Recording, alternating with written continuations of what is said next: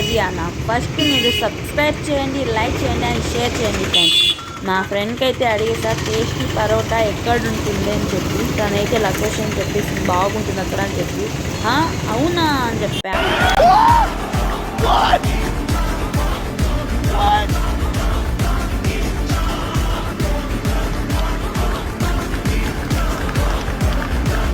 దాని లొకేషన్ వచ్చి మీకు కనకమహా సెంటర్ లెఫ్ట్ సైడ్ నేరుగా రోడ్లో వెళ్ళిపోవాలన్నమాట.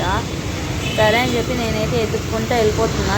టేస్ట్ అయితే ట్రై చేసేయాలని చెప్పి కనిపిస్తాను కదా, ఇదే అనమాట ఆ హోటల్.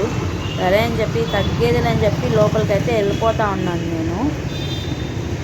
అక్కడ పోయి చూస్తే అక్కడ ఉండే అన్న వచ్చి పెద్ద పెద్ద చపాతీలు అయితే కాల్ చేస్తాను. పరోటా ఉందా ఇంత పెద్దవా అని చెప్పి అనుకున్నాను నేను. సరేలే అని చెప్పి నేనైతే పరోటా అయితే ఒకటి ఆర్డర్ అయితే చెప్పేశాను అనమాట.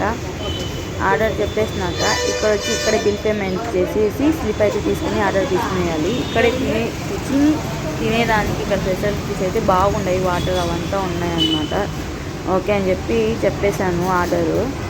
చెప్పేసినాక ఇక్కడ అక్కకి అడిగా ఇంకా ఫెసిలిటీస్ ఏముండే అక్క ఇక్కడ అని చెప్పి అడిగేసి, మా ఇక్కడ పెరుగు అన్నము, వెజిటేబుల్ బిర్యానీ, చపాతీ, పరోటా ఉందని చెప్పేశారు.